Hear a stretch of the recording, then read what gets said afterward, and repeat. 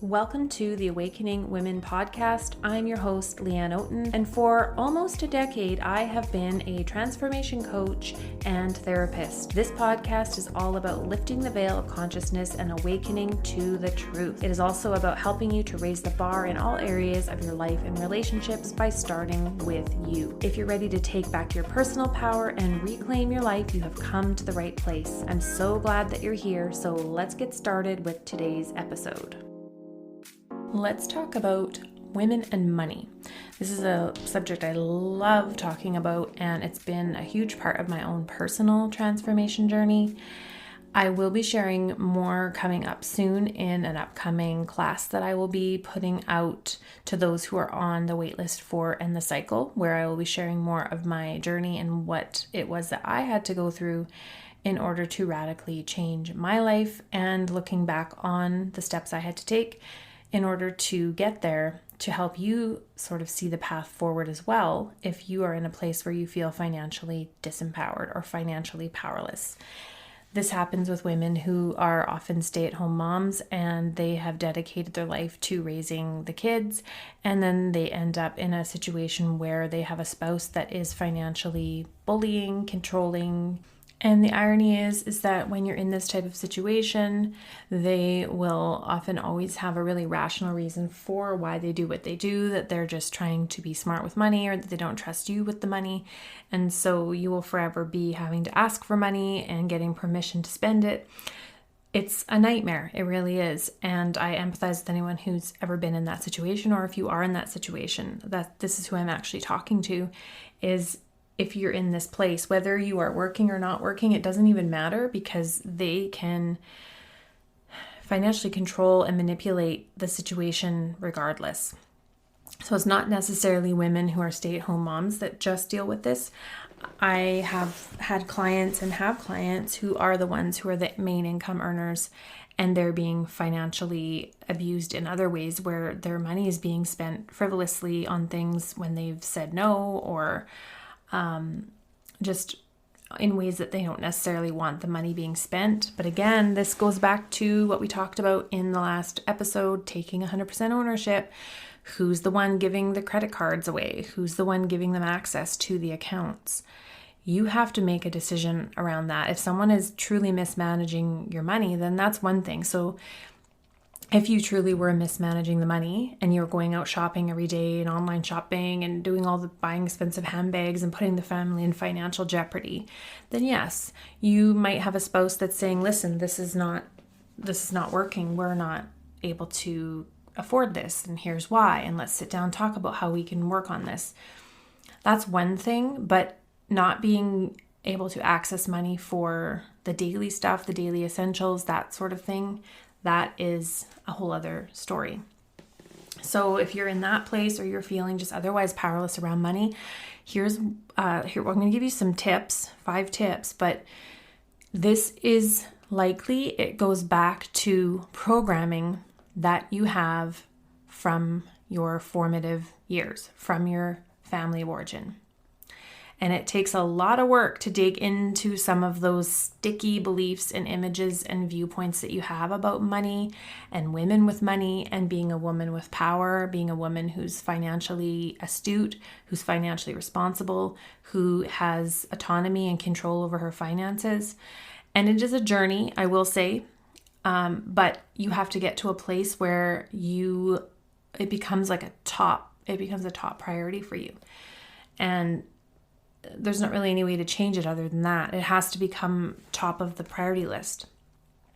And this is why in my programs and when I work with women, it is one of the first pieces of work that you'll do coming into the program is all of this, like really looking at your values and your goals and the things that matter to you and your priorities, and having to shift some things around. This is how you change your life, is by looking at it very clearly and very honestly, and looking at where you're allowing things, where you're not taking ownership, where you're not putting enough focus, time, and energy, what's taking away from you being able to do that, and what do you need to change. And a lot of times Well, most times it's habits, it's not having a strategy, it's having things that work against you or someone in your life self-sabotaging. It could be friends, family, your spouse. It can be so many factors. I get it. And that's why every person's journey is different, because we all have different factors, and our programming keeps us from sometimes taking the steps we need to take, because certain beliefs are holding us back that we don't even see. They're operating under the radar. Beliefs about what we're capable of. And so this is for you if you know you need to do better with your finances. And the first thing I have to say really is that women need to have their own resources. Even if you're in a relationship where you are not experiencing financial control, I would still say women need to have access to their own resources. Women need to have their own savings. Women need to start thinking about their own retirements and having their own investments and looking at, where do I need to make more money? Do I need to start a side business? Do I need to grow the business I have? Do I need to go back to school? Do I need to ask for a raise? Do I need to change careers? What do I need to do to put myself in a position where I have a financial foundation for myself? It doesn't have to mean millions of dollars. It might, but wherever you're at, look at it and look at the reality of your situation and look at what it is that you need to do to get where you need to go. Because no one is coming to save you. Even if you have someone that comes into your life that's a millionaire, there's no guarantees that a relationship like that will work, or that the person won't be financially controlling on top of it, right? That can happen. We have to take ownership. So sure, if you have a partner that's also financially stable, that's healthier, that you work together with, is maybe they have more resources than you, but you're not coming to the table empty-handed. You're not coming with no resources, no money, no assets, nothing, right? You need to have some of your own so that you do not fall prey to getting in the wrong situations, but also the feeling of needing to be able to take care of yourself, to know that you can. Letting go of that mentality that you need a man to rescue you and fix you and save you financially or otherwise. So when you start to transform your beliefs around this and you start changing your mindsets around money and realizing, I am here because of the choices that I have made up until now. Even if that means your bank account has nothing in it, you're a stay-at-home mom and you have no money. You chose that path.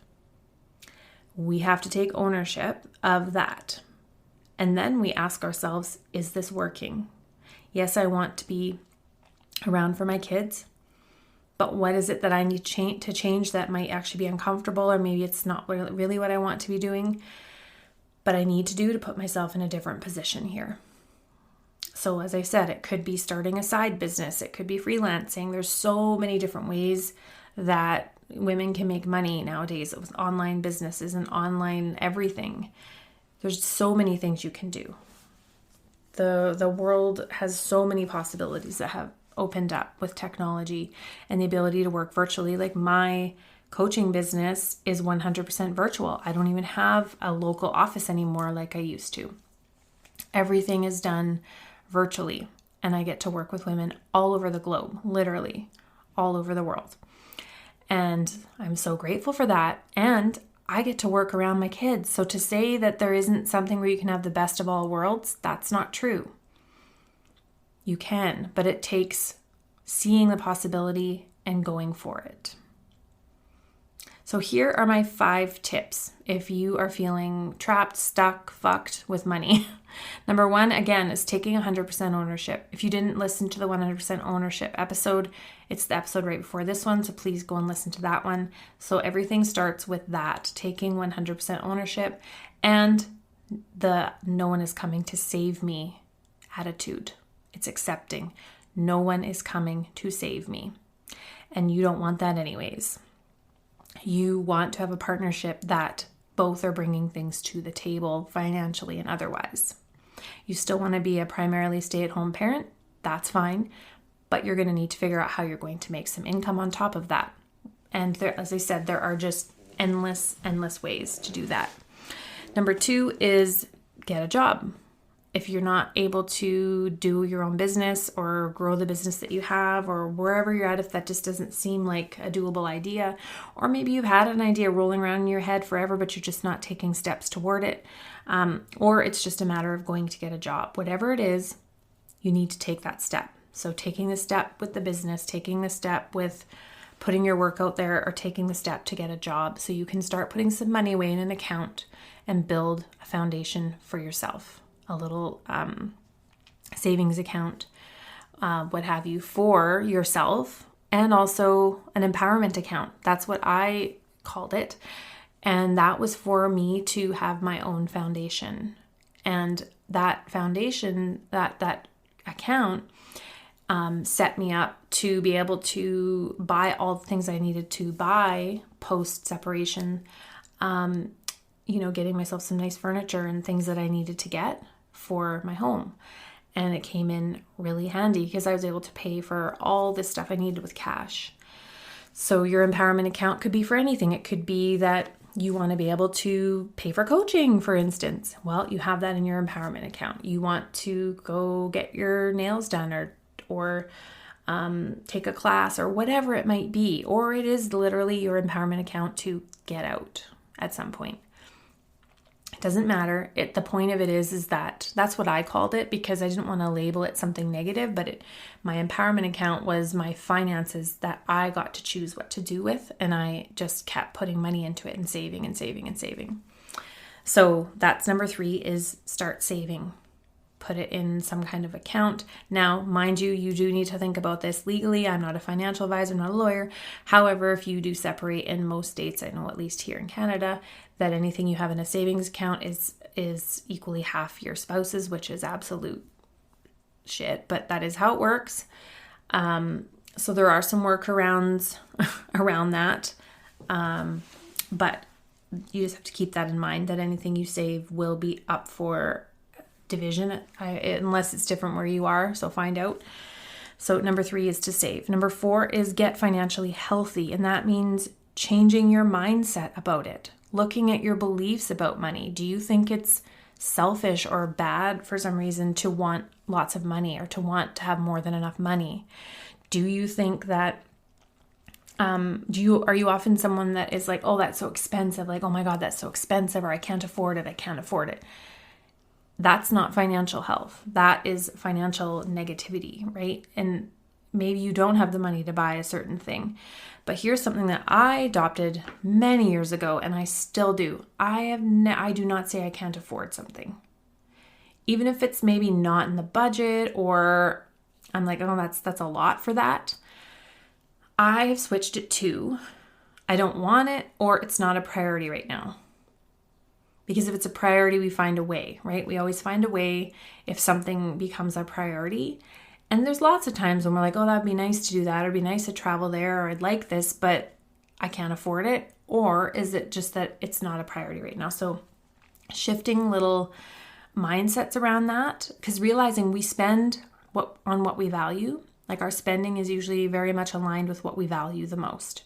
So the top things that you value is where you will put the money, right? That's where you will spend. So for me, two of the biggest ones is on healthy food and programs, books, coaching. Probably mostly coaching and programs, because one of my highest values is learning and growth. So I spend thousands every year on coaching programs and learning new things, to change myself, to learn more about relationships, about myself, business as well, to develop myself as a business owner and as a coach and all of those things. So I buy a lot of learning materials and books and continue my own learning. So look at where you spend the most of your money, and you will see where your values are. And sometimes you need to shift those around, right? It's all about shifting how you're doing things, because you admit what I'm doing is no longer working. So getting financially healthy it starts with a mindset shift, shifting our psychology around money. And then the 5th is literally become obsessed with learning all you can about building your wealth. Your wealth might be something totally different than what mine would be. But it's getting really honest and looking at your situation and realizing, like, do you have the ability to buy yourself medical insurance if you leave and you're under your spouse's? Do you have the ability to pay for prescription meds if you need them, or other medical fees that if you need them? Do you have that? If you don't, then that needs to be something you look at. How's your credit score? How's your bills, your debts? Like, looking at it all, as hard as it is. And then learn all you can about saving. How do I plan for retirement? What do I need? How much do I need? How am I going to get there? Especially if you're later in life and you're figuring this out, right? It's not hopeless. It's just a matter of realizing, like, I want to bury my head in the sand around this, but I know I can't because no one is coming to save me. I have to save me. There's a book that's called Prince Charming Isn't Coming. And that's a really good book for women. It's written for women. That is all about this. A reminder that In the Cycle will be opening in August for enrollment. If you're on the fence about whether to stay or go, or you know you need to leave but don't know what steps to take, or you doubt yourself at every turn when you start thinking you need to go, then this is the program for you.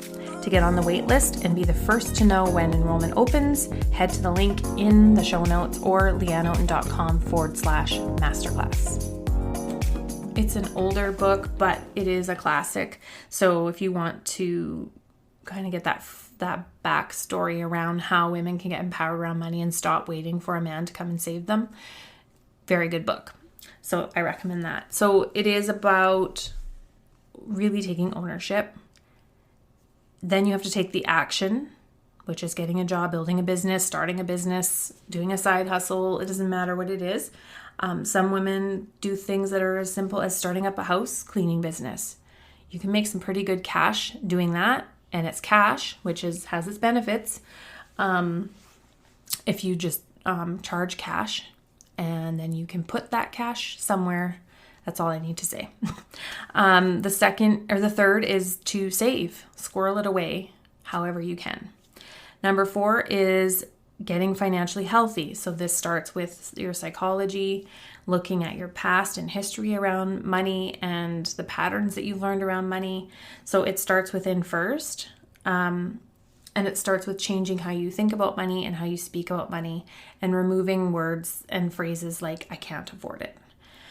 And then the 5th is become obsessed with learning everything you can about making money, keeping money, spending money, managing money, all of it, for your future and for your present. You can change the trajectory of your situation in your life, but it starts with no longer staying in that victim place and relying on someone else. Yes, even if it's your spouse, because you've learned that you can't rely on other people. And this is about no longer needing that. It's about taking 100% self-ownership for your own life in every area, all of it, everything. Every single thing that is in your life or not in your life. I take 100% ownership and responsibility over this, and therefore that means I'm the only one that can change it. No one is coming to save me. If you take on and adopt that mindset, get support if you need it, learn all that you can, and just focus in on that, everything will radically shift for you, I promise. It's transformational to get to that place where you're no longer pointing the finger at someone else for being the reason why you are where you are in life. So try that on and see where that takes you. I hope this has been helpful. Take care. Thanks so much for tuning into this episode of the Awakening Women podcast. If you love this show and it has served you and helped you on your journey, please take a moment right now and leave a rating and review in iTunes and Spotify. If you'd like more daily content, videos, and inspiration, come on over and join me at Awakening Women Support Official over on Instagram, where we can connect and you can continue your transformation and growth journey. And I'll see you online. Take care.